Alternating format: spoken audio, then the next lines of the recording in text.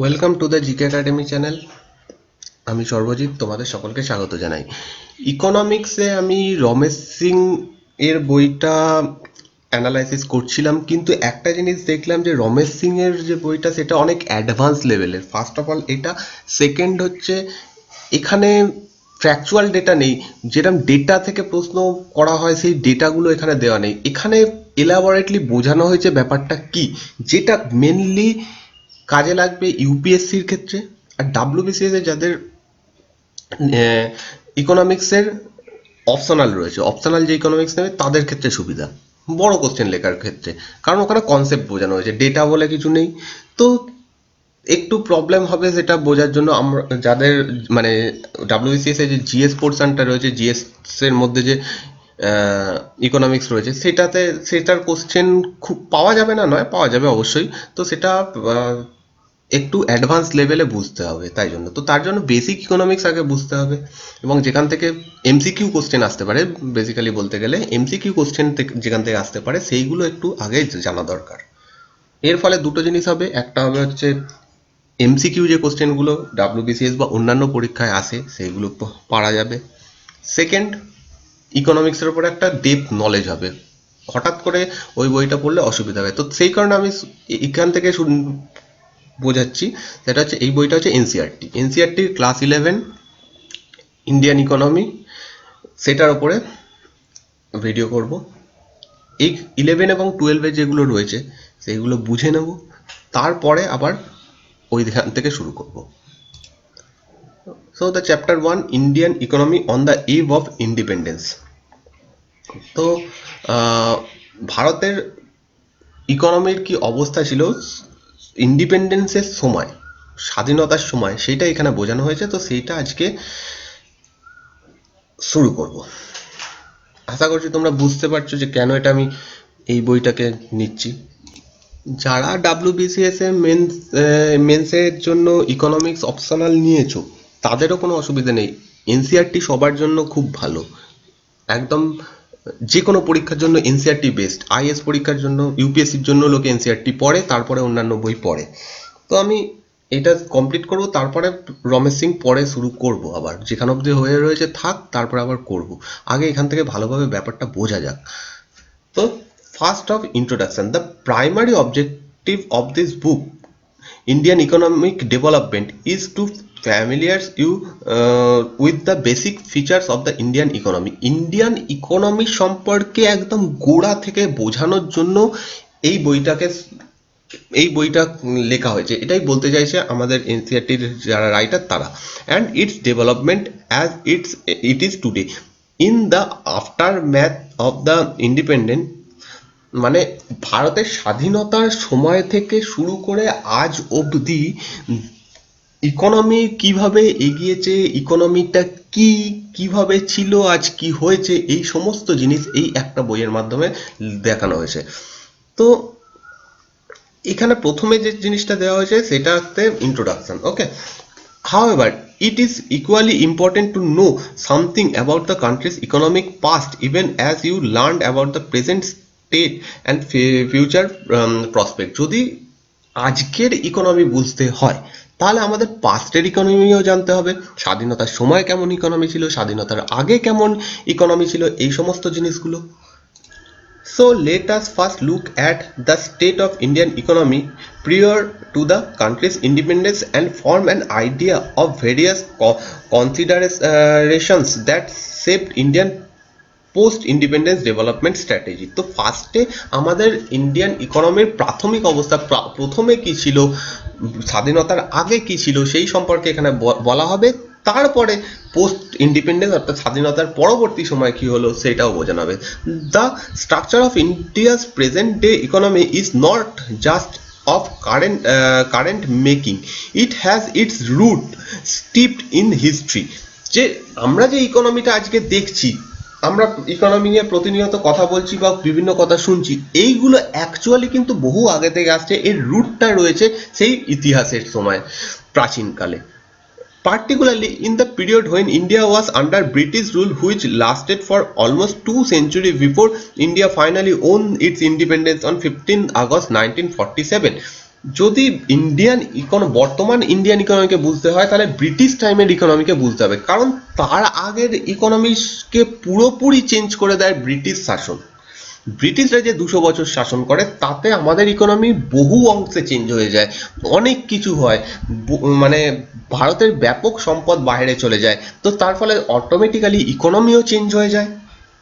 এবং সেইখান থেকে আমাদের শুরু করতে হবে, তার আগে গিয়ে লাভ নেই, কারণ তার আগের সঙ্গে এখনকার কোনো সম্পর্ক নেই।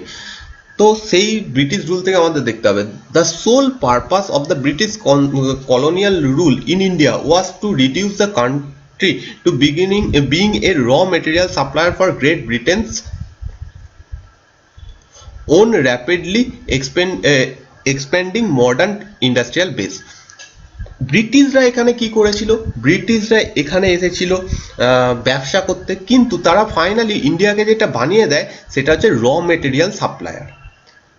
ব্রিটিশরা আসার আগেও ভারতে ব্যবসা বাণিজ্য চলতো, ভারতে উৎপাদন হতো, জিনিসপত্র তৈরি হতো, সেই জিনিসপত্রই আমরা ইউজ করতাম, সেটা কাপড় হোক বা অন্যান্য জিনিস সমস্ত কিছু ইউজ করতাম। কিন্তু ব্রিটিশরা আসার পরে তারা করে কি, এখান থেকে কাঁচা মাল নেয়, দিয়ে তাদের দেশে পাঠিয়ে দেয়, গ্রেট ব্রিটেনে পাঠিয়ে দেয়, দিয়ে তাদের যে ইন্ডাস্ট্রির যে রেভলিউশন হয়েছিল, ইন্ডাস্ট্রিয়াল রেভলিউশন, তার মাধ্যমে তৈরি বিভিন্ন উৎপাদিত বস্তু তারা ভারতে পাঠিয়ে দিত এবং সেইগুলোকেই এখানকার মানুষ ইউজ করতে বাধ্য হতো। And understanding of the exploitative nature of this relationship is essential for any assessment of the kind and level of development which the Indian economy has been able to attain after the last 6.5 decades। তো এইখান থেকেই আসল ইকোনমির যে change হওয়াটা সেটা শুরু হচ্ছে। কি হচ্ছে, আমাদের এখানে যদি কাঁচামাল তৈরি হয়, সেটা যদি বাইরে চলে যায়, সেখান থেকে তৈরি জিনিসপত্র যদি এখানে এসে বিক্রি হয়, অ্যাকচুয়ালি কি হচ্ছে, কাঁচামাল থেকে যে উৎপাদন হচ্ছে সেটা বাইরে হচ্ছে, সেটার ফল পাচ্ছে বাইরের যারা ব্যক্তিরা রয়েছে, অর্থাৎ ব্রিটিশরা। এবং সেই তৈরি জিনিস এখানে বিক্রি করার ফলে যে লাভটা হচ্ছে, সেই লাভটাও পাচ্ছে কারা, বাইরের জিনিসটা। তো ডবল আমাদের কাছ থেকে, ভারতের মানুষের থেকে দুবার এইভাবে এক্সপ্লয়টেশন হচ্ছিল, যেটার থেকে পুরো ইকোনমি চেঞ্জ হয়ে যায়। ফার্স্ট যেটা বলছে, লো level of economic development under the colonial rule. স্বাভাবিক ঘটনা, এইভাবে যদি দুটো দিক থেকে শোষণ করা হয়, ডেভেলপমেন্ট অবশ্যই কমে যাবে, ইকোনমিক ডেভেলপমেন্ট। তো সেটাই এখানে বলা হয়েছে এই পুরো প্যাসেজের মাধ্যমে, যে low level of economic development under the colonial rule. Colonial রুলে ইকোনমিক ডেভেলপমেন্টের যে লো লেভেলটা হয়েছিল সেটা সম্পর্কে। India had an independent economy before the advent of the British rule. অবশ্যই ভারত ব্রিটিশ রুলের আগে একটা বড় ইকোনমি ছিল, এখানে একটা স্বাধীন ইকোনমি ছিল। সেটা মুঘল যুগে হোক, মুঘলরাও এখানে এসে শাসন করেছে, কিন্তু এরম নয় যে মুঘলরা এখান থেকে জিনিস নিয়ে বা এখানকার লাভ নিয়ে বা এখানকার সম্পদ নিয়ে বাইরে চলে গেছে, যেটা ব্রিটিশরা করেছিল। তার ফলে কি হচ্ছে, কোনো একটা দেশের মধ্যেই যদি কোনো বাইরের রুলার এসে, কোনো একজন বাইরের রুলার এসে এখানে রুল করছে, তার ফলে তারা কি করবে, এখানে ব্যবসা বাণিজ্য করবে, এখানকার মানুষের থেকে জিনিস সম্পদ নেবে, দিয়ে এখানেই কিছু তৈরি করবে। শাহজাহান যে এত টাকা দিয়ে তাজমহলটা তৈরি করছে, সেটা এখানকার টাকা নিয়ে এখানেই তৈরি করছে, এখান থেকে নিয়ে বাইরে তৈরি করছে না। ফলে দেশের সম্পদ দেশের মধ্যেই থাকছে। ইভেন সব কিছুর দিকেই সেটা হয়েছিল। তো তখন ইন্ডিয়ার একটা পার্টিকুলার নিজস্ব ইকোনমি ছিল। কিন্তু ব্রিটিশ রুলে কি হয়, ব্রিটিশরা আসে বাইরে থেকে, এখানের থেকে তারা নেয়, দিয়ে বাইরে চলে যায়, বাইরে তারা তৈরি করে, আবার এখানে এসে দেয়, এখানে যে লাভটা সেটা নিয়ে বাইরে চলে যাচ্ছে। তো দুবার এইভাবে বাইরে তারা নিয়ে নিচ্ছে জিনিসপত্র, তার ফলে আমাদের ইকোনমি ধ্বংস হয়ে যায় পুরোপুরি। ওকে, এই হচ্ছে ব্রিটিশ রুল আর মুঘল রুলের মধ্যে তফাৎ। তার আগের রুলে আর যাব না, কারণ তার আগে যে রুল ছিল তার অধিকাংশটা সময় ভারতীয় রাজারাই রাজত্ব করেছে। হ্যাঁ, কিছু কিছু বিদেশিরা এসে রাজত্ব করেছে, ইন্দো গ্রিক, কুষাণ, কিন্তু তারাও কিন্তু এখানেই রাজত্ব করেছে, এখানেই শোষণ করলে এখানেই শোষণ করেছে, এখানে অত্যাচার করলে এখানেই করেছে, এখান থেকে বেশি টাকা নিতে গেলে এখানেই আবার সেগুলোকে ফিরিয়ে দিয়েছে। একটা জায়গার মধ্যে, আমাদের দেশের মধ্যেই হয়েছে, কিন্তু ব্রিটিশদের ক্ষেত্রে সেটা হয়নি। যাই হোক, তারপরে বলছে কি, though agriculture was the main source of livelihood for most people, yet the country's economy was characterized by various kind of manufacturing activities. যদিও আমাদের দেশের ব্রিটিশদের আসার আগে থেকেই মেন জীবিকা ছিল কৃষিকাজ, কিন্তু কৃষিকাজ ছাড়াও কিছু ম্যানুফ্যাকচারিং অ্যাক্টিভিটিসও হতো। সেই সময় অনুযায়ী ইন্ডিয়া অনেকটাই এগিয়ে ছিল। বস্ত্রবয়ন শিল্প ছিল, বিভিন্ন শিল্প বানানোর জিনিসপত্র, মানে পাথরের তৈরি জিনিস, বিভিন্ন দামি গয়না, এইগুলোর বিশাল বড় একটা ম্যানুফ্যাকচারিং অ্যাক্টিভিটিস ইন্ডিয়াতে হতো। India was particularly well known for its handicraft industries in the field of cotton and silk, textile, metal and prosperous stone works etcetera, যেগুলো বলছিলাম একটু আগে। এইগুলোর জন্য ইন্ডিয়া বিশেষ খ্যাতি লাভ করেছিল। এখানকার কাপড় বিখ্যাত ছিল, প্রচুর ব্যবসা বাণিজ্য হতো এখানকার কাপড়ের। এখানকার যে স্টোনের কাজ, জিনিস মানে গয়না, বিভিন্ন দামি পাথরের গয়না, সোনার উপর গয়না, এইগুলোর বিশাল চাহিদা ছিল। তো এগুলো তো একটা ওয়ান টাইপ অফ ইন্ডাস্ট্রি, এগুলোও হতো, শুধু কৃষিকাজও হতো না। তো আমাদের ইকোনমির একটা বিশাল বড় অংশ এগুলো ছিল, এবং আমাদের ইকোনমি স্বতন্ত্র ছিল। This products enjoyed a worldwide market based on the reputation of the fine quality of material used and the high standards of craftsmanship seen in the imports of India. তো এই জন্য ভারত থেকে প্রচুর ব্যবসা বাণিজ্য হতো, এই সমস্ত জিনিস দেশে বাইরে রপ্তানি করা হতো, তার বদলে প্রচুর মুদ্রা ভারতে আসতো। কারণ আমাদের এখানে যে কোয়ালিটি ছিল জিনিসের, সেটা খুব ভালো ছিল।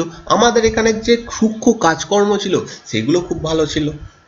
তো সেরকম ছিল। এখানে বক্সের মধ্যে একটা ইম্পর্টেন্ট জিনিস দেওয়া হয়েছে, যেখানে মাঝে মাঝে এরকম বক্স আমরা এনসিইআরটিতে দেখতেই পাবো, যেগুলোতে ইম্পর্টেন্ট কিছু কথা দেওয়া রয়েছে এবং সেগুলো খুব ইম্পর্টেন্ট, সেগুলো পড়তে হবে অবশ্যই। যেমন টেক্সটাইল ইন্ডাস্ট্রি ইন বেঙ্গল। বাংলায় টেক্সটাইল ইন্ডাস্ট্রি একসময় একটা বিশাল ভালো জায়গায় গেছিল, বর্তমানে হয়তো সেটা কিছুটা হলেও পড়ে গেছে। অন্যান্য জায়গায়, গুজরাট, এই সমস্ত জায়গাতে এখন বস্ত্রবয়ন শিল্পের একটা একদেশী ভবন ঘটেছে, কিন্তু প্রাথমিককালে, মানে প্রাচীনকাল থেকে বাংলা এই জায়গায় প্রধান ভূমিকায় পালন করতো। ইভেন এখনো বাংলায় যে শাড়িগুলো উৎপন্ন হয় বা কাপড়ের যে কাজ হয়, সেগুলো কোয়ালিটির দিক থেকে, সূক্ষ্ম কাজের দিক থেকে এখনো পর্যন্ত পৃথিবী বিখ্যাত। বাইরে থেকে মানুষ এলে এখানকার শাড়ি বা এখানকার জিনিসপত্র কেনে। শুধু বেঙ্গল বলতে পশ্চিমবঙ্গ বোঝালে হবে না, হোল বাংলাদেশ প্লাস বেঙ্গল, মানে পশ্চিমবঙ্গ। কারণ বেঙ্গল বলতে প্রাচীনকাল থেকে এটাকেই বোঝানো হতো, পরে আলাদা দেশ হয়েছে, আলাদা ব্যাপার। কি বলছে, muslin is a type of cotton textile which had its origin in Bengal.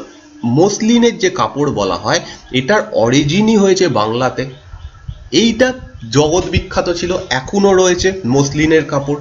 Particularly place in the around Dhaka, especially during the pre-independence period as Dhaka, now the capital of city Bangladesh। এবং এটা মেনলি যেখানে তৈরি হওয়া শুরু হয়েছিল সেটা হচ্ছে ঢাকাতে।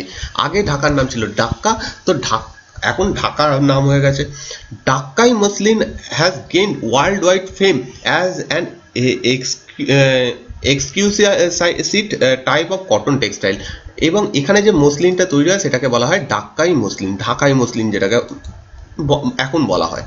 আগে ডাক্কা নাম ছিল, তাই ডাক্কাই মসলিন বলা হতো। The finest variety of muslin was called মলমল।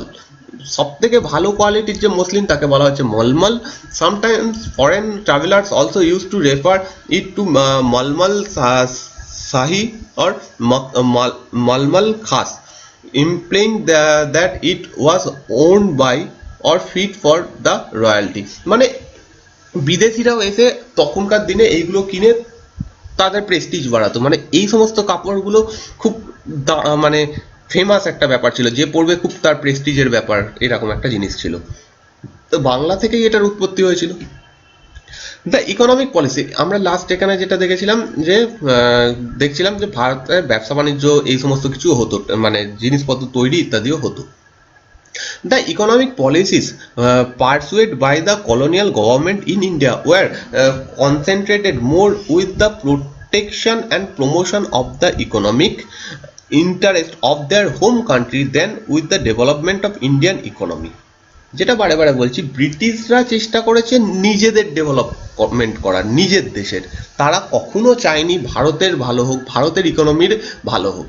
তারা নিজেদেরটা দেখতে এসেছিল, অবশ্যই তারা হচ্ছে শাসক, বাইরে থেকে এসে শাসন করতে এসেছে, দখল করেছে, তো তারা সেটাই চাইবে। এখানে দোষ দেওয়ার কোনো ব্যাপার নেই। ভারতের যদি ক্ষমতা থাকতো, ক্ষমতা বলতে ক্ষমতা বলা ভুল হবে, ভারতেরও ক্ষমতা ছিল, কিন্তু ভারত কোনোদিন বাইরে গিয়ে অ্যাটাক করে জায়গা দখল করবে এই কনসেপ্টটা ভারতের ছিল না। ভারত এই আহ, মতের বিরোধী ছিল। তাই জন্যই দেখা যাচ্ছে যে আকবর পর্যন্ত, যদিও আকবর বিদেশি রুলার, তাও আমরা এখন আকবরকে ভারতীয়ই মেনে নিতে পারি, কারণ বারে বারে বললাম যে মুসলিম রুলাররা মানে আহ, আমাদের মুঘল রুলাররা এখানে এসে এখানে থেকে এখানে শাসন করেছে, তারা কিন্তু বাইরে যায়নি। তো তাদেরকে ওয়ান টাইপ অফ ভারতীয় রুলারই বলা যেতে পারে। তো ভারতীয় রুলাররা আকবরের সময়ও, আকবরও কিন্তু বাইরে গিয়ে আরবিয়ান কান্ট্রি দখল করেনি, ইউরোপ দখল করেনি। ইন্ডিয়ানদের একটা কনসেপ্টই ছিল যে আমরা অধিকার করব না, অনধিকার করব না, যেটা বহুদিন আগে থেকে, প্রাচীনকাল থেকে চলে আসছে।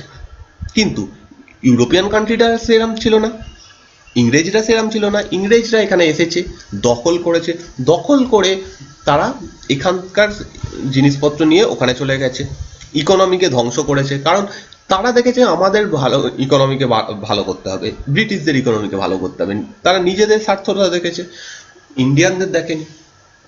Such policies brought about a fundamental changes in the structure of Indian economy, এবং এই কারণেই ভারতের ইকোনমির একটা পুরো চেঞ্জ ব্রিটিশ রুলের সময় থেকে দেখা যায়, transforming the country into supplier of raw materials and consumer of finished industrial products from Britain. কীরকম হয় এই সময়ের ইকোনমি, ব্রিটিশ রুলের ইকোনমি, ব্রিটিশ শাসনকালে ইকোনমির অবস্থা এরকম হয়, র মেটেরিয়াল সাপ্লায়ার আর ফিনিশড গুডস এর ব্যবহারকারী, মানে যে কাঁচামালের এমন একটা দেশে পরিণত হয় যে কাঁচামাল রপ্তানি করবে এবং সেই কাঁচামাল থেকে তৈরি বেশি দাম দিয়ে বানানো ব্রিটিশ জিনিসপত্র এখানে মানুষ ব্যবহার করবে, এরকম একটা ইকোনমিতে তৈরি হয়। মানে সমস্ত দিক থেকে ব্রিটিশ নির্ভর হয়ে পড়ে। Obviously, the colonial government never made any sincere attempt to estimate India's national and per capita income. তো এবং অবশ্যই ব্রিটিশরা কোনোদিনই চেষ্টা করেনি যে ইন্ডিয়ার ন্যাশনাল ইনকাম বাড়ুক, ইন্ডিয়ার পার ক্যাপিটা ইনকাম বাড়ুক। ন্যাশনাল ইনকাম কি, পার ক্যাপিটা ইনকাম কি আগে বলে এসেছি, এখনো আবার পাবো, এই বইতেও থাকবে চ্যাপ্টার। তো পার ক্যাপিটা ইনকাম হচ্ছে মাথাপিছু আয়, ন্যাশনাল ইনকাম হচ্ছে জাতীয় আয়, এইগুলো বাড়ানোর কোনো চেষ্টা তারা করেনি। Some individual attempts which were made to measure such income yielded conflicting and inconsistent result. কিছু ছোট চেষ্টা তো অবশ্যই হয়েছে। এবার ব্রিটিশ মানেই সবাই যারা এসেছিল তারা 100%ই খারাপ ছিল এরম নয়, কোনো কেউই 100% খারাপ হতে পারে না, তার আবার কেউই 100% ভালো হতে পারে না।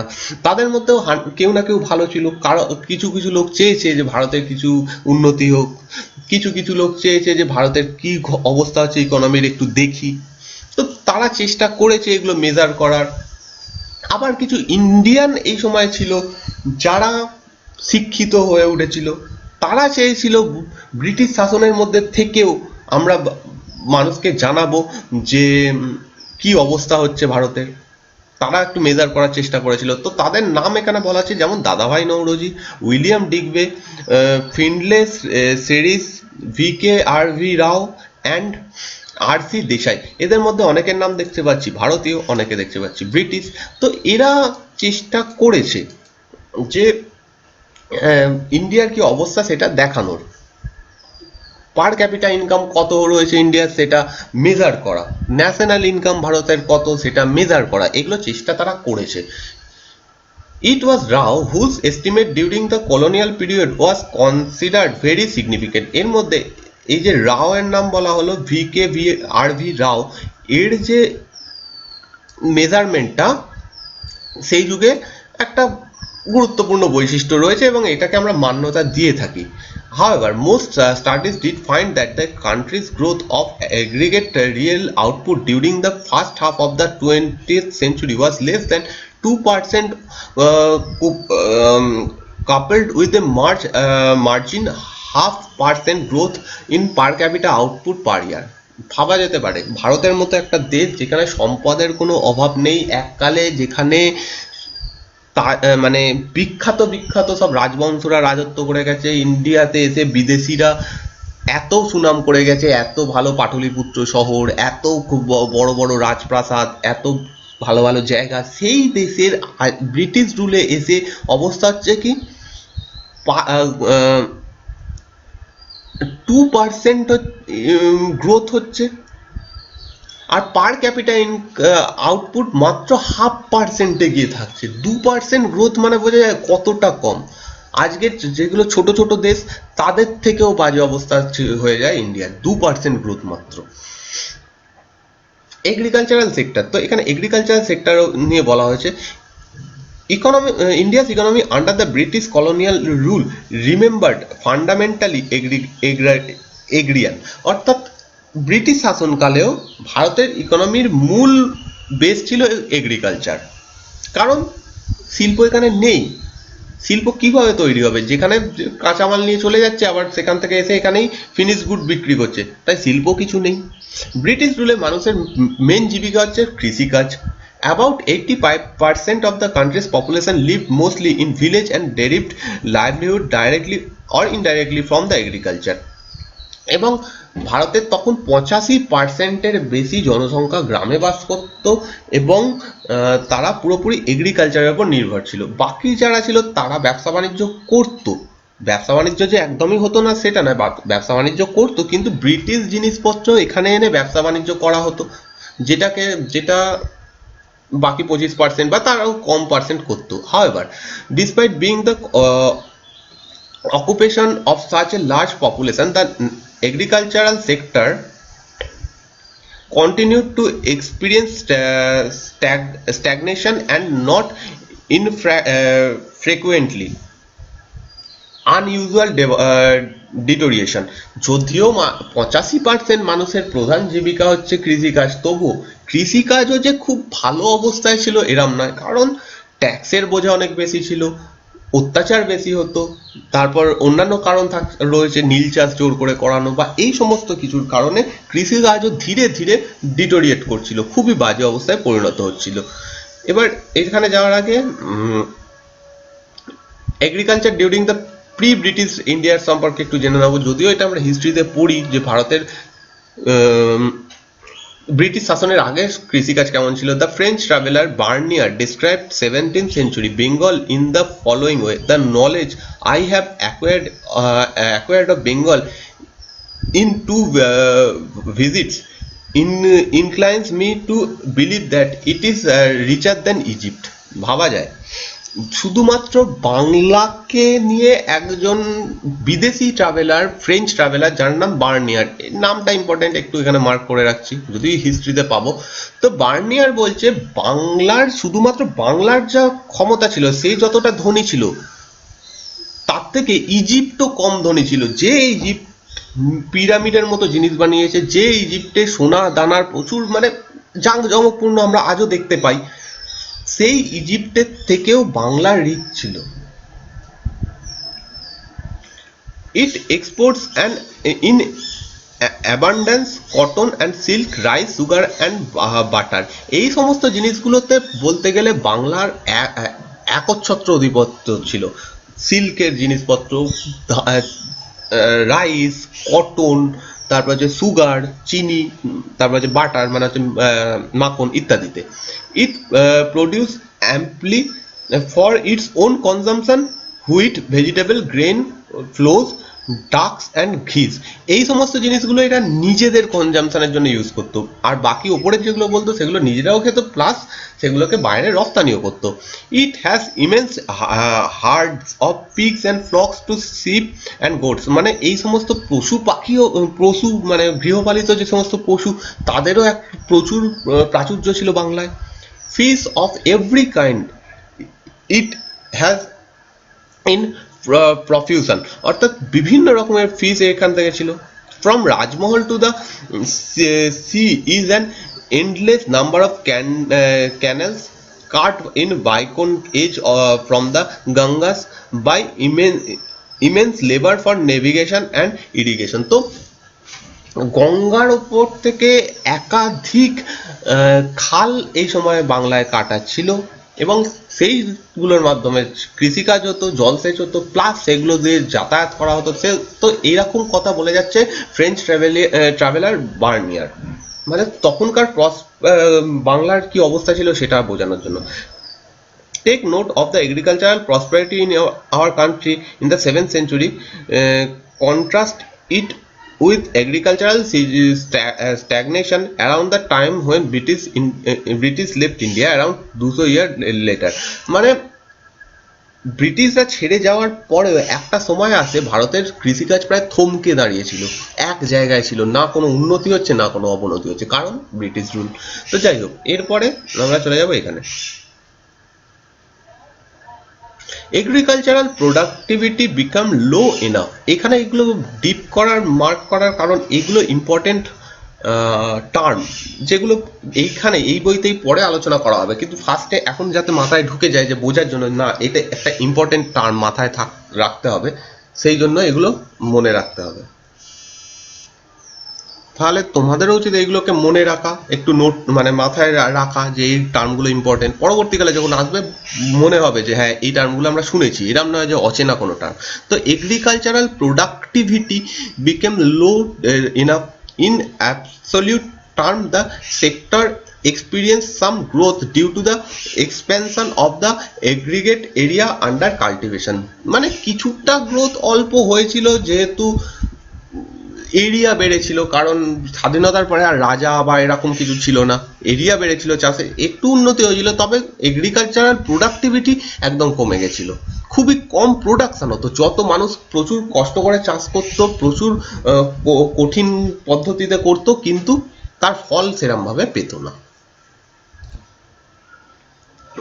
This stagnation in the agricultural sector was caused mainly because of the various system of land settlement that was introduced by the colonial government। এবং এই জিনিসটা কেন হয়েছিল, এটার কারণ হচ্ছে ব্রিটিশ শাসনকালে যে ভূমি রাজস্ব ব্যবস্থাটা তৈরি হয়েছিল তার একটা ফল ছিল এরকম, অর্থাৎ জমিদারি ব্যবস্থা ছিল, particularly under the zamindari system which was implemented in the then Bengal presidency, comprising part of India's present day eastern state। তো বিশেষত এরকম বাংলাতে এরকম একটা ব্যবস্থা হয়েছিল। তো জমিদারি ব্যবস্থার ফলে এইরকম ব্যাপারগুলো হয়েছিল যে ল্যান্ড সেটেলমেন্টটা ঠিকঠাক ছিল না, তার ফলে কৃষিকাজে সেরকম উন্নতি হয়নি। The profit accruing out of the agriculture sector went to the zamindars instead of the cultivators. অর্থাৎ যে কৃষিকাজটা হতো তার অধিকাংশ যে লাভটা সেটা নিয়ে নিত জমিদাররা, যারা চাষি তাদের কাছে সেইভাবে সেই লাভটা গিয়ে পৌঁছতো না। এরপরে বলা হচ্ছে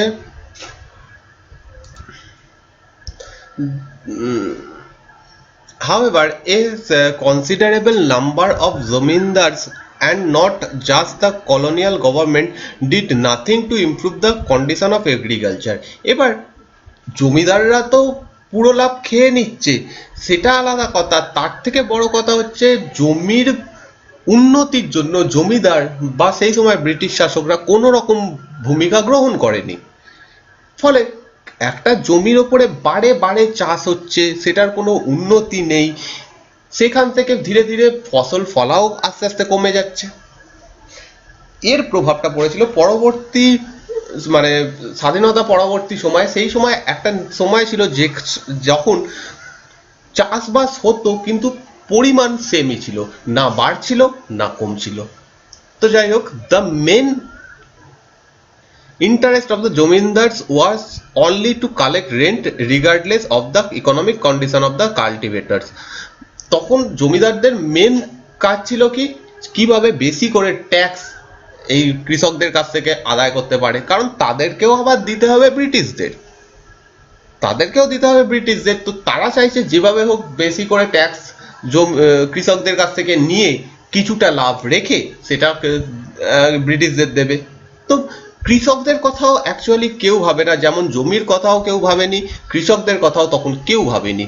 This caused immense misery and social tension among the latter. তো এই সমস্তগুলোর প্রভাব তো হতে হতে অ্যাকচুয়ালি পরে পরবর্তী সময় to a very great extent the terms of the revenue settlement were also responsible for the zamindars adopting such an attitude. Dates for depositing specified sums of revenue were fixed, failing which the zamindars were to lose their rights. যেটা আমরা জানি ভারতে বিশেষত বাংলাতে যেরকম নীতি ছিল, অর্থাৎ চিরস্থায়ী বন্দোবস্ত বা এরকম যে নীতিগুলো ছিল, এর ফলে কি হতো, জমিদাররা একটা নির্দিষ্ট পরিমাণ টাকা নির্দিষ্ট সময় ব্রিটিশদের দিতে বাধ্য ছিল। সে যদি ওটা না দিতে পারতো তাহলে তার জমিদারি চলে যেত, যেটা চিরস্থায়ী বন্দোবস্তের যে মেন কনসেপ্ট এটা ছিল।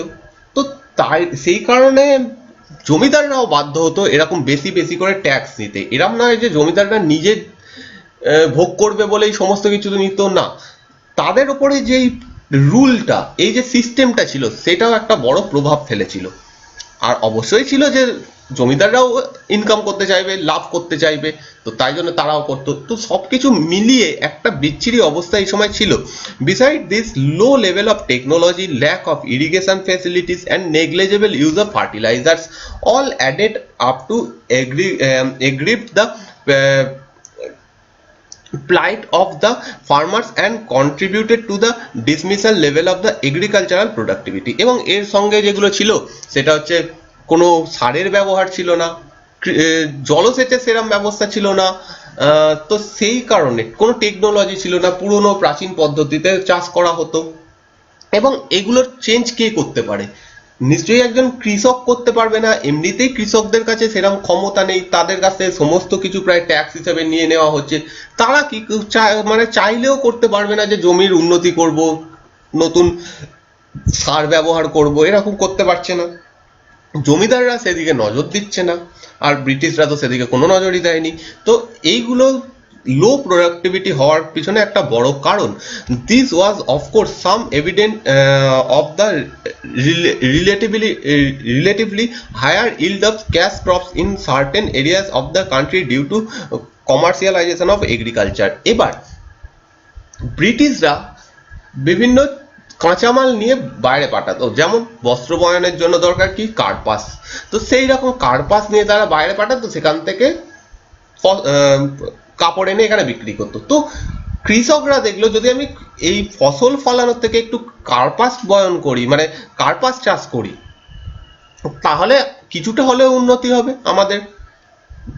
কৃষিজ ফসল মানে খাদ্যশস্য ফলিয়ে যাওয়ার কোনো লাভ হচ্ছে না, তার থেকে কার্পাস ফলালে বেশি লাভ হবে। তো এই সমস্ত ভেবে কমার্শিয়াল ক্রপস গুলো যেগুলো রয়েছে, যেগুলোকে ক্যাশ ক্রপ বলা হয়, সেইগুলো চাষ করা কিছুটা হলেও বেড়ে যায়।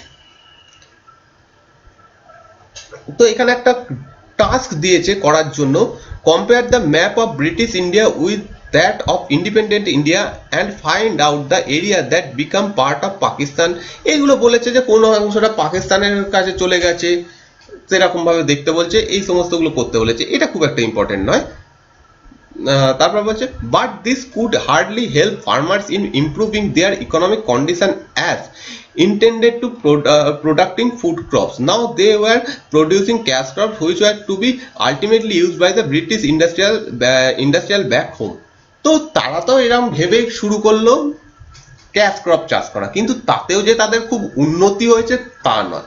কারণ ক্যাশ ক্রপ চাষ করতে গেলেও কার্পাস বা পাট বা চা এই সমস্ত জিনিসটা উৎপাদন করতে গেলেও আলটিমেটলি যেটা লাগবে সেটা হচ্ছে ভালো টেকনোলজি, ভালো সার আর জমির উন্নতি। সেগুলো তো হচ্ছে না। তার ফলে কি হচ্ছে, ক্যাশ ক্রপস উৎপন্ন করতে গেলেও ফসল কম ফলছে। তার ফলে ব্রিটিশরা যে যে টাকায় নিত তার উপরে সেটাও কম ছিল। আলটিমেটলি কোনো লাভ হয় না, না ফুড গ্রেন প্রডিউস করে, না ক্যাশ ক্রপ প্রডিউস করে। Despite some progress made in irrigation, India's agriculture was starved of investment in tracking, flood control, drainage and the salination of soil. তো কিছু কিছু জায়গায় জলসেচ ব্যবস্থার হয়তো তারা করেছিল ব্রিটিশরা, কিন্তু বাকি সমস্ত জিনিস যেমন বন্যা পরিস্থিতি মোকাবিলা করা, ভালো ড্রেনেজ ব্যবস্থা করা, বা মাটিকে লবণাক্ত হওয়া থেকে বাঁচানো, এই সমস্তর জন্য কিচ্ছু করেনি। ইভেন তারা যদি বন্যা হতো সেই সময়ও কর ফর মকুব হতো না, তখনও কর দিতে হতো। তো সেই সমস্তগুলো ছিল। While a small section of farmers changed their cropping pattern from food crops to commercial crops, a large section of tenants, small farmers and sharecroppers neither had resources and technology nor had initiative to invest in agriculture. এবং এই যে বললাম একটু আগে, একটু লাভের আশায় তারা কমার্শিয়াল ক্রপ বা ক্যাশ ক্রপস চাষ করতে লেগেছিল, এটা কতজন করতে পারবে? যারা একটু বড় ফার্মার, যাদের নিজস্ব একটু জমি রয়েছে, তারাই করতে পারবে। যারা ছোট ছোট কৃষক, যাদের খুব ছোট ছোট জমি রয়েছে, বা যারা ভাগ চাষি, এদের কাছে সেরকম ক্ষমতাই নেই যে তারা সেই জায়গাতে অন্য কিছু চাষ করবে। তারা যেরকম ভাবে হচ্ছিল সেরকমই হয়। এ তো গেল হচ্ছে কৃষির কথা। ইন্ডাস্ট্রিয়াল সেক্টরে কি অবস্থা ছিল সেটা এখানে বলা হচ্ছে। As in the case of agriculture, so also in manufacturing, India could not develop a sound industrial base under the colonial rule. আগে বারে বারে বলা হচ্ছে যে ব্রিটিশরা এখান থেকে কাঁচামাল নিয়ে পাঠাতো, সেখান থেকে জিনিস এনে এখানে বিক্রি করতো। ওদের একটা সুবিধা হচ্ছে ইউরোপে তখন শিল্প বিপ্লব ঘটে গেছে, তার ফলে কারখানায় যে সমস্ত জিনিস তৈরি করতে পারতো তারা ইউরোপে, সেটা ভারতে যদি একটা কারখানা তৈরি করে কোনো একজন ব্যক্তি তৈরি করার চেষ্টা করতো, তার থেকে দাম অনেক বেশি হয়ে যেত। ব্রিটিশদের জিনিসের দাম তুলনামূলক কম হতো, ভারতীয়দের দাম বেশি হতো। কারণ ভারতে তো কোনো ইন্ডাস্ট্রিয়াল ডেভেলপমেন্ট হয়নি, নতুন নতুন টেকনোলজি আসেনি। তো যারা কারখানা করতে চাইছে তারাও করতে পারবে না, কারণ এখানে সেরকম সুযোগ নেই। Even as the countries world famous handicraft industries declined, no corresponding modern industrial base was allowed to came up to take pride of the place so long enjoyed by the former. এবং main এফেক্টটা পড়েছিল আমাদের এখানে বস্ত্রবয়ন শিল্পের ওপর, কারণ বস্ত্রবয়ন শিল্প ইউরোপে, বিশেষত ইংল্যান্ডে একটা ভালো মার্কেট তৈরি হয়েছিল। মার্কেট মানে উৎপাদনের জন্য একদম টপে তারা পৌঁছেছিল এই সময়। তো তার ফলে কি হয়, ভারতের যে বস্ত্রবয়ন শিল্প সেইগুলোর ধ্বংস হয়ে যায়, কারণ ব্রিটিশদের তৈরি যে কারখানায় যে সমস্ত বস্ত্রগুলো তৈরি হতো সেগুলোর দাম অনেক কম হতো, এবং সেখানে প্রোডাকশন একটা টাইমে অনেক বেশি করা যেত, যেটা ভারতে সাধারণ হাতে তৈরি তাঁত যন্ত্রে, যে যন্ত্রে এটা বোনা হয়, সেখানে করতে যেমন টাইম অনেক বেশি লাগতো, প্লাস সেই জিনিসের দাম অনেক বেশি হয়ে যেত। যেখানে দেখা যাচ্ছে মানে যদি বলি একটা উদাহরণস্বরূপ, ভারতে যদি কোনো একজন একটা শাড়ি বুনতে চায় তার 5 ঘন্টা টাইম লাগছে, সেইখানে সেই 5 ঘন্টাতে ইংল্যান্ডে হয়তো 3-4টে শাড়ি হয়ে যাচ্ছে। প্রথম কথা তো এই কারণে ইংরেজরা লাভ বেশি করতে পারতো, প্লাস হাতে তৈরি করতে গেলে তাদের খরচ অনেক বেশি হচ্ছে, ওখানে খরচ কম হচ্ছে, সেখান থেকেও লাভ করতে পারতো। তো ভারতের তৈরি যে সমস্ত শাড়ির যে মার্কেট ছিল সেটা পুরোপুরি ধ্বংসই হয়ে যায়।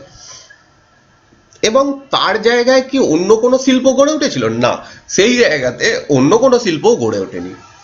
এবার এতদিন যারা এই সমস্ত কারখানা চালিয়ে ভারতে খেত, তাঁত বুনে খেত, ইনকাম করতো, তারা এবার কোথায় যাবে? তারা পুরোপুরি ইনকাম তাদের জিরো হয়ে যায়, তারাও ফিরে যায় আবার এগ্রিকালচারে, মানে এগ্রিকালচারের দিকে চাপও বেড়ে যেতে থাকে।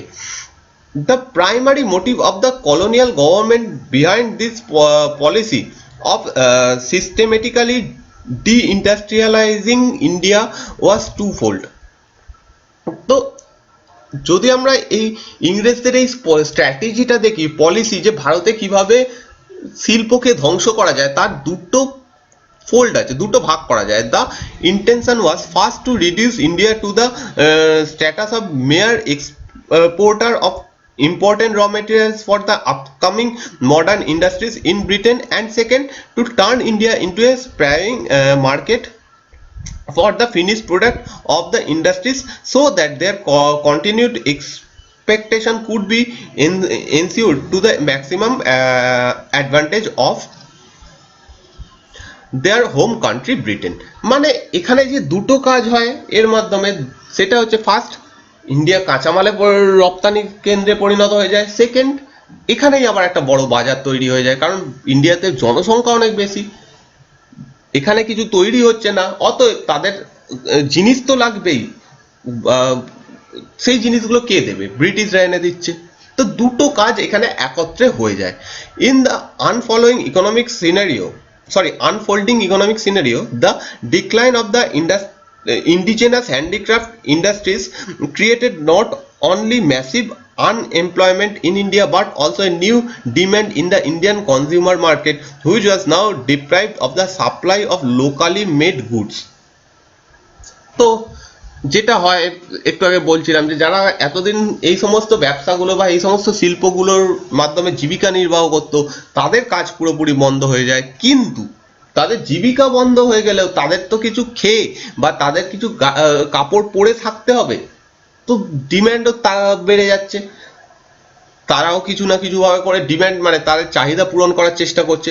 This demand was profitably met by the increasing imports of cheap manufacture good from Britain. এবং এই যে ডিমান্ডটা বাড়ছে, মানুষের এখানে এত মানুষ, শিল্পগুলো বন্ধ হয়ে যাচ্ছে, শিল্প বন্ধ হয়ে যাওয়ার ফলে লোকালের কোনো জিনিস তৈরি হচ্ছে না, তার ফলে যে ডিমান্ডটা তৈরি হচ্ছে সেই জিনিসটা ব্রিটেন থেকে এসে এখানে দেওয়া হচ্ছে, আর মানুষ সেটাই নিতে বাধ্য হচ্ছে, কারণ মানুষকে নিতে হবে।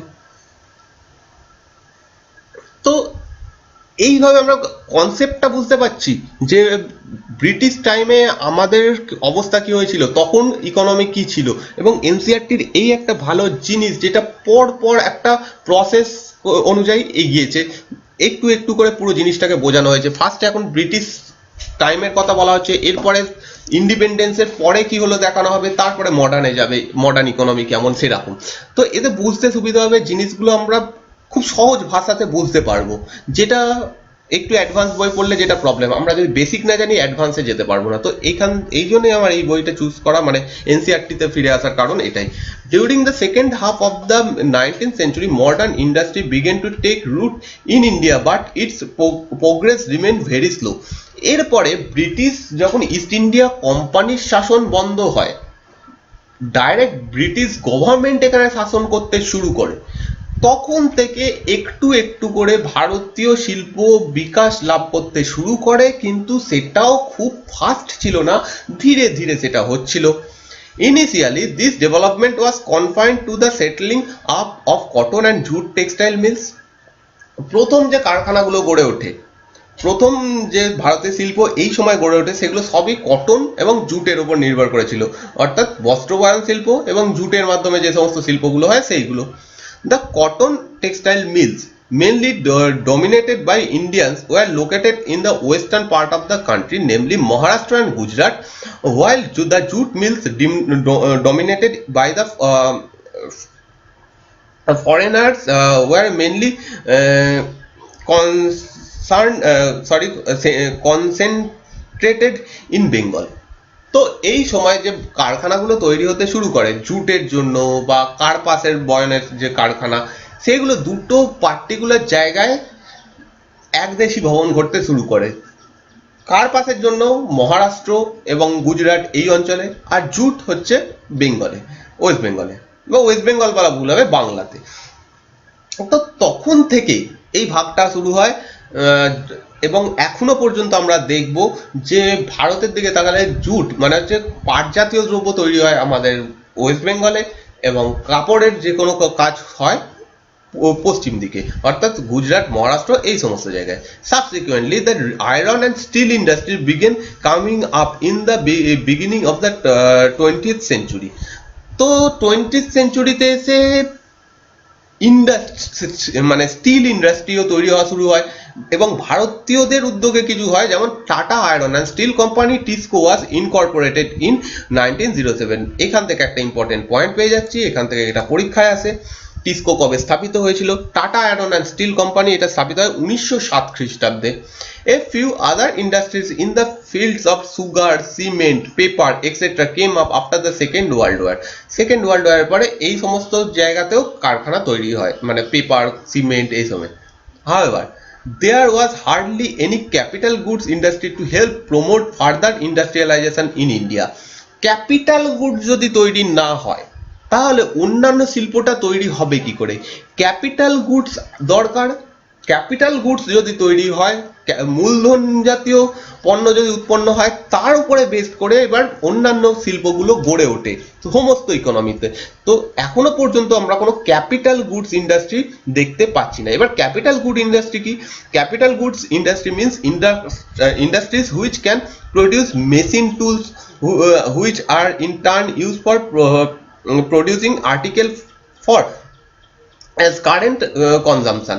অর্থাৎ আমি একটা কোনো শিল্প তৈরি করতে চাইছি, ধরলাম যে আমি কাগজ শিল্প গড়ে তুলতে চাইছি, কিন্তু আমি কাগজটা তৈরি করতে আমার একটা তো মেশিন লাগবে। সেই মেশিনটা তৈরি কোথা থেকে করব? সেই মেশিনটা কোত্থেকে পাবো? সেই মেশিনটা তৈরি করার জন্য কোনো কারখানা এখনো পর্যন্ত, মানে এই সময় ভারতে তৈরি হয় না। তো মেশিন বা এরকম সমস্ত জিনিসগুলো যে যে কারখানায় তৈরি হয়, যে শিল্পে তৈরি হয়, তাকে ক্যাপিটাল গুড ইন্ডাস্ট্রি বলা হয়। The establishment of a few manufacturing units here and there was no substitute of the near wholesale displacement of the country's traditional handicraft industries। তো এইগুলোর অবশ্যই দরকার রয়েছে। শুধুমাত্র কুটির শিল্পর মাধ্যমে কোনো একটা দেশ উন্নতি করতে পারে না, বড় শিল্প অবশ্যই দরকার রয়েছে। এখানে কি বলা হচ্ছে একটু দেখে নিই। Prepare a list of showing whether and where and when other modern industries of India were first set up। এই জিনিসটা তোমরা একটু করবে যে ভারতে কোন কোন কারখানা কোন কোন জায়গায় প্রথম তৈরি হয়। এখানে একটা এক্সাম্পল কিছু দেওয়া হয়েছে, যেমন Tata iron and steel company জামশেদপুরে তৈরি হয়েছে।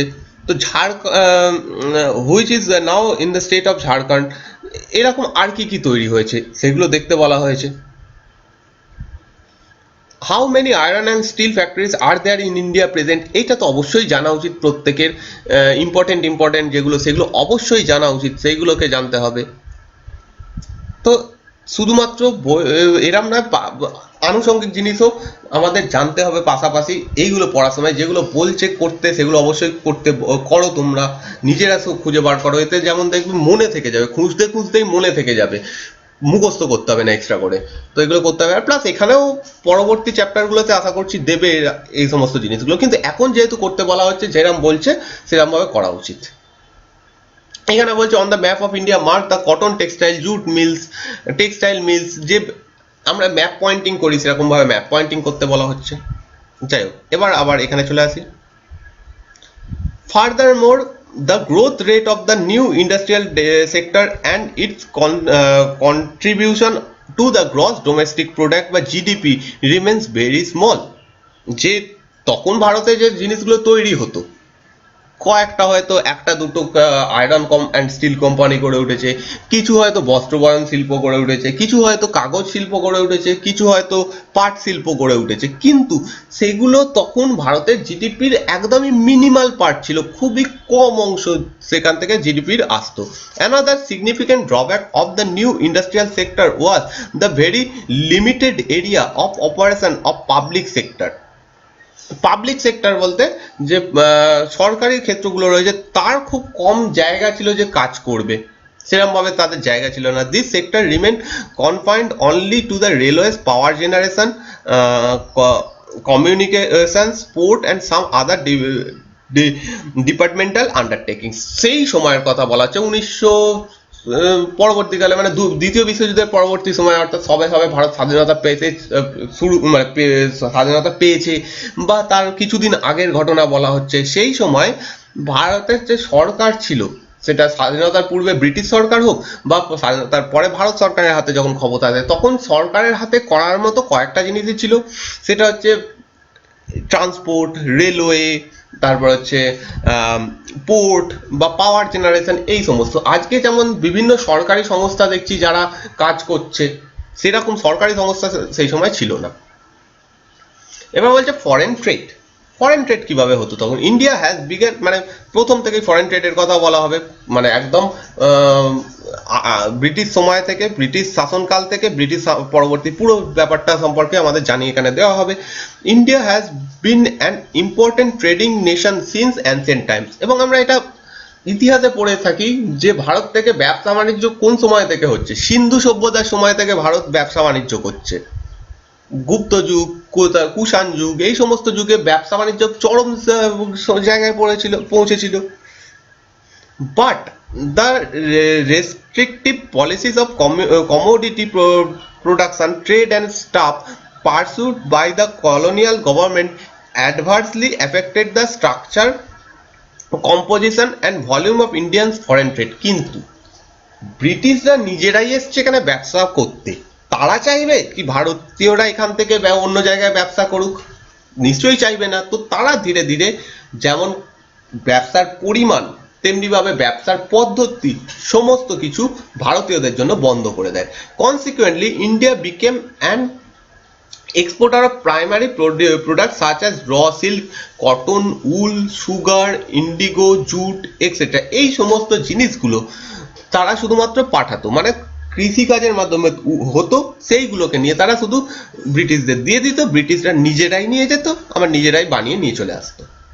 And an important of finished consumer goods like cotton, silk and woolen clothes are capital goods like light machinery produced in the factories of Britain. এবং এই সমস্ত জিনিসগুলো ব্রিটেনের ফ্যাক্টরিতে তৈরি হতো।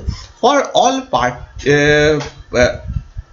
practical factors of Britain, for practical purpose, Britain maintained a monopoly control over India's export and import.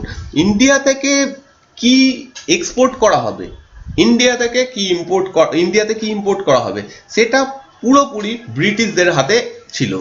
স্বাভাবিক ঘটনা, আমাদের এখন এই সমস্ত ক্ষমতা কার আছে? সরকারের আছে।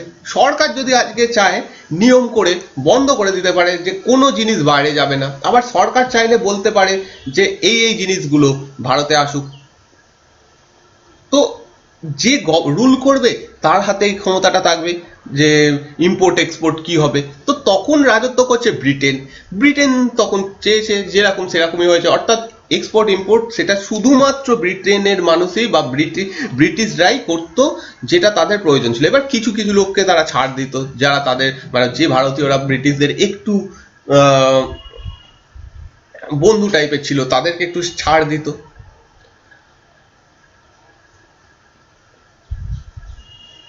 As a result, more than half of India's foreign trade was restricted to Britain, while the rest was allowed with a few other countries like China, Ceylon and Persia. এদের সঙ্গে কিছুটা ব্যবসা বাণিজ্য ভারতীয়রা করতে পারত। ভারতীয় যারা ব্যবসায়ী ছিল তারা সাইলন, মানে শ্রীলঙ্কা, চায়না বা পার্সিয়া, এদের সঙ্গে ব্যবসা বাণিজ্য করতে পারত। তার মানে এই নয় যে যে কোনো মানুষ চায় ইচ্ছে করলো যা খুশি নিয়ে ব্যবসা করতে চললো, এরকম হবেই না। সেটাও বলে দিত ব্রিটিশরা কে কে করতে পারবে, তাদের আলাদা ব্যাপার ছিল, প্লাস কি কি জিনিস করতে পারবে সেটাও তারা বলতে পারতো। The opening of the Suez Canal further intensified British colonial over India's foreign trade. See box 1.3, 1.3, 1.3, 1.3 box পরে দেখছি কোথায় আছে। আগের বক্সটার কথা বলা হচ্ছে। The most important characteristic of India's foreign trade throughout the colonial period was to generation of large export surplus, but this surplus came at a huge cost to the country's economy. মানে এই সময় কি হয়, ও যে ভারত থেকে যে export গুলো হতো, সেইগুলোর থেকে যে জিনিসপত্রগুলো আসতো, সেইগুলোর ব্যবহারকারী হিসেবে ব্রিটিশ, মানে ভারতীয়রা পরিণত হয়। Several essential commodities, food grains, clothes, kerosene etcetera were scarcely available in the domestic market. এই সমস্ত জিনিসগুলো ফুড গ্রেনস খাদ্যশস্যের বিশাল সমস্যা দেখা দেয়। ক্লোথস মানে হচ্ছে জামা কাপড়ের বিশাল সমস্যা দেখা যায়। আর হচ্ছে কেরোসিন, এই সমস্ত জিনিসগুলোর একটা বাজে মানে খুব খারাপ অবস্থা তৈরি হয়, মার্কেটে পাওয়াই যায় না, এরকম একটা অবস্থা হয়। Furthermore, the export surplus did not result in any flow of gold or silver into India. এই গোল্ড বা সিলভারের কোনো ইম্পোর্ট এক্সপোর্ট ইন্ডিয়ানরা করতে পারতো না। Rather, this was used to make payment for expenses incurred by an office set up by the colonial government in Britain. Expenses of on were again fought by the British government, and the import of invisible item, all of these which lead to the drain of Indian wealth. তো এইখানকার যা সোনা দানা এই সমস্ত সম্পদগুলো ছিল, এইগুলোর কিন্তু এক্সপোর্ট ইম্পোর্ট করা হতো না। আজকে যেমন সোনার কোনো এক্সপোর্ট ইম্পোর্ট করা হয়, সেইগুলো তখনকার সময় একদমই বারণ ছিল। কেন? এইগুলোকে ব্রিটিশরা নিজেদের স্বার্থে ইউজ করতো, অর্থাৎ খুব দামি কোনো জিনিস হয়তো ভারতে আনতে হবে তাদের প্রয়োজনে, অবশ্যই সেটার জন্য ইউজ করতো, বা কোথাও যুদ্ধ হচ্ছে যুদ্ধের কারণে ইউজ করতো। ইনভিজিবল আইটেমস অর্থাৎ কোনো একজন বিদেশিকে কাউকে প্রচুর টাকা দেওয়া হলো, সে এসে কিছু ভালো কিছু বললো, এরকম অনেক কিছু হয়েছে। তো সেই সমস্ত কারণে এগুলো ইউজ করা হয়েছে। ও আর এখানে বলেছে কি, prepare a list of items that was exported from the and imported into India during the British rule. কি কি জিনিস এক্সপোর্ট ইম্পোর্ট সেই সময় হতো তার একটা লিস্ট বানাতে বলা হচ্ছে। Collect information from the economic survey for various years published by the ministry of finance government of India on various item of export from India and its imports. মানে এখন কি কি ইম্পোর্ট এক্সপোর্ট হয় সেগুলোকেও দেখতে বলা হচ্ছে। ওকে, তো এতক্ষণ যেটা বলা হচ্ছিল ইকোনমির কি কন্ডিশন ছিল, এবার বলছে ডেমোগ্রাফিক কন্ডিশন, ডেমোগ্রাফির কি অবস্থা ছিল। Various details about the population of British India were first collected through a census in 1881। ভারতে প্রথমবার একটা প্রপার পদ্ধতিতে সেন্সাস মানে জনগণনা হয় 1881 খ্রিস্টাব্দে। দো suffering from certain limitations, it revealed the unevenness in India's population growth। এবং এর মধ্যে অবশ্যই এটা প্রপার পদ্ধতিতে করা হয়নি, একটা এখন যেরকম ভাবে প্রপারলি করা হয় সেভাবে করা হয়নি, কিন্তু তাও এর মাধ্যমে আমরা ভারতের পপুলেশনের গ্রোথ কিরকম ছিল সেইটা আমরা জানতে পেরেছিলাম। Subsequently every 10 years such census operations were carried out. Before 1921 India was the first stage of demographic translation। তো এরকম ভাবে 10 বছর অন্তর অন্তর যেরকম করে জনগণনা করা হয় সেভাবে করা হচ্ছিল। 1921 খ্রিস্টাব্দের আগেই ডেমোগ্রাফিক ট্রান্সলেশনের মধ্যে ইন্ডিয়া চলে এসেছিল। এই জিনিসগুলো পরে অবশ্যই আলোচনা করা হবে, ডেমোগ্রাফিক ট্রান্সলেশন কি, তো সেগুলো হবে। যেহেতু এটা ইন্ট্রোডাকশন চ্যাপ্টার, সেখানে আগে সেই কিছু জিনিসের সঙ্গে আমাদের পরিচিত করানো হচ্ছে, তো সেগুলো আমাদের মাথায় রেখে চলতে হবে। The second stage of translation began after 1921। মানে ওয়ান টাইপ অফ বলতে গেলে ডেমোগ্রাফিক ট্রান্সলেশন কি 1921-এর আগে অবধি একরকম পদ্ধতি ছিল বা একরকম একটা প্রসেস, অন্যরকম প্রসেস ছিল। 1921-এর পরে সেটা চেঞ্জ হয়ে যাচ্ছে। However, neither the total population of India nor the rate of population growth at this stage was very high। এই সময় পর্যন্ত পপুলেশন গ্রোথ যে প্রচন্ড বেশি ছিল সেরকম কিছু ছিল না। দ্য ভেরিয়াস সোশ্যাল আচ্ছা, তার আগে এখানে একটা বক্সে কিছু বলা হয়েছে সেটা দেখে নিই। ট্রেড থ্রু দ্য সুয়েজ ক্যানেল। এখানে সুয়েজ ক্যানেলের মাধ্যমে কিভাবে যোগাযোগ করা হতো মানে ব্যবসা হতো সেটা বলা হচ্ছে। এইটা হচ্ছে সুয়েজ ক্যানেল, এদিকে হচ্ছে আফ্রিকা, এখানে রয়েছে আফ্রিকা, ঠিক আছে, এদিকে রয়েছে এশিয়া, ইউরোপ ইত্যাদি, এইখানে রয়েছে আমাদের ইউকে, ইউনাইটেড কিংডম বা ইংল্যান্ড। এইখান থেকে আগে যদি ব্যবসা করতে হতো এইরকম ভাবে এসে আফ্রিকার পাশ দিয়ে এসে কেপ অফ গুড হোপ হয়ে তারপরে ফাইনালি এসে এদিকে আসতে হতো। সেই রাস্তাটা পুরোপুরি চেঞ্জ হয়ে যায় যখন সুয়েজ খাল খনন করা হয়। এইখান দিয়ে এসে আমরা ডাইরেক্ট আফ্রিকার ওপর দিয়ে গিয়ে সুয়েজ ক্যানাল হয়ে সোজা ইন্ডিয়াতে চলে আসছি। তো কতটা পথ বেঁচে যাচ্ছে, এতটা পথ আমাদের মানে ব্রিটিশদের ঘুরে আসতে হচ্ছিল না। তো এই হচ্ছে সুয়েজ ক্যানেলের ওভারভিউ। এবার সুয়েজ ক্যানেলের ফলে কি হয়েছে এখানে বলা হচ্ছে, Suez canal is an artificial waterway running from the north to south across the isthmus of Suez in north eastern Egypt. Actually এটা কোথায় আছে সেটা বলা হচ্ছে এবং এটা পরীক্ষায় প্রশ্ন আসে। It connects ports set on the Mediterranean Sea with the Gulf of Suez, an arm of the Red Sea. ঠিক আছে, এটা মেডিটেরিয়ান সি অর্থাৎ ভূমধ্য সাগরের সঙ্গে গালফ অফ সুয়েজের মাধ্যমে রেড সি মানে হচ্ছে লোহিত সাগরকে কানেক্ট করে দিচ্ছে। The canal provides a direct trade root for ships operating between European and American ports and port located in south Asia. তো এদের মধ্যে একটা ডাইরেক্ট যোগাযোগ তৈরি হয়ে যাচ্ছে, খুব কম পথ ঘুরে সহজেই চলে আসতে পারছে সেই সমস্ত পোর্টগুলো। East Africa and Oceania by doing away with the need of sail around Africa. তো পুরো ঘুরে আসতে হতো, সেটা হচ্ছে না। Strategically and economically it is one of the most important waterway in the world. Its opening in 1869 reduced the cost of transportation and made access to the Indian market easier. এটা কবে তো চালু হয় এর কাজ, সেটা হচ্ছে 1869 এটার প্রথমবার এটা যাত্রার জন্য খুলে দেওয়া হয়। তো এটা ইম্পর্টেন্ট এখান থেকে ছিল। The various social development indicators were also not quite encouraging। মানে আবার আমরা ফিরে আসছি সেই পপুলেশন যে মেজার করা অর্থাৎ জনগণনার যে পদ্ধতিটা তখন নেওয়া হতো সেইটাতে। সেখানে বলা হচ্ছে যে সোশ্যাল ডেভেলপমেন্টের যে সমস্ত ইন্ডিকেটর গুলো রয়েছে সেইগুলো ইউজ করা সেই টাইমে হতো না।